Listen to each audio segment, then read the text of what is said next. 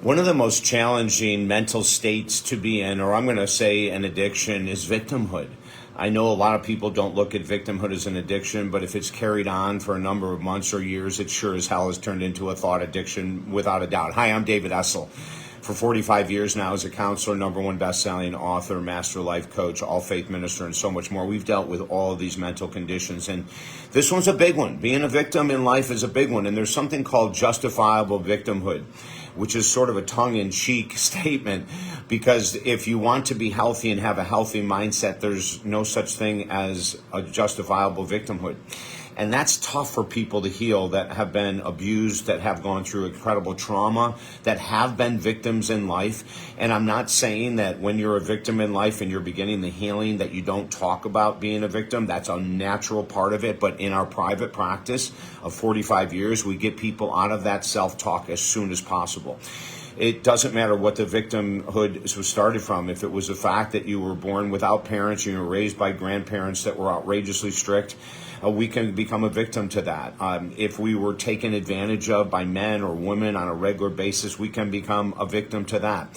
If we go from job to job and every job we're in we get fired from, we can become a victim and say that, all bosses are idiots or whatever it might be. In other words, once a person has taken on that victim mentality, this is not my fault and this shouldn't have happened to me and it happened to me.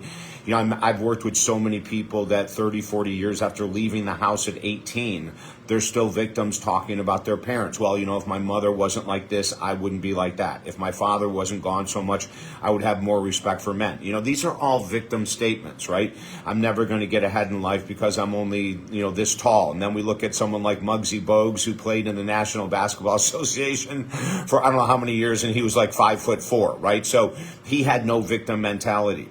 And then we look at people, that have gone through incredible struggles in life, and they're not victims at all. I remember recently reading a study or a story on Instagram about a young boy who was burned very badly, his face and body, as a child, and you can see he's gone through so many surgeries, and he's a fireman today. See, that's someone taking something that could have been a victim experience. Oh my God, so disfigured, and yet he's so lovable.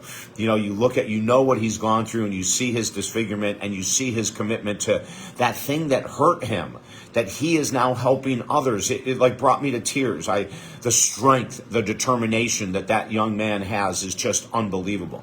And yet many of us will fall victim to victimhood. Well, I wouldn't be overweight if it wasn't for my genetics, and I wouldn't be an alcoholic if it wasn't for my parents, and I wouldn't be bankrupt right now if it wasn't for my former lover, and I wouldn't have all this stress if it wasn't for my children, and we go on and on and on. I wouldn't be in this position if we had a different president. Oh my God, we can just be a victim for our whole existence, right? But what we do is we turn it around. We allow people, and this is really crucially important, we have them write what's called a victim story. And depending on the person, I'll use different words instead of victim story. But basically what we do is we get them to write out everything that they're a victim about. How they became a victim to this person, how they became a victim to this event, how this is unfair, how that is unfair. We have them write the whole thing out. And some people come to me with 10 and 20 pages, other people 1. I don't judge anything. But that's the starting point. And then we can start to delineate and say, okay, of all these things that we're calling ourselves a victim for, which one is the most damaging? Which of these things that we're looking at is the most damaging? I can't quit drinking because I have the gene. Guess what? I have the gene, and I haven't drank in a very long time. So we can't use that as a victim statement. But what we do is we help people understand that one by one, we're going to dismantle this victim speech, this victim mindset, this victim belief system, and we can do it. And you're going to feel so light. You're going to feel so different. We're going to have you making sure that when you're talking to your friends and you bring up any of your victim stories, that they lovingly tell you that it's not necessary.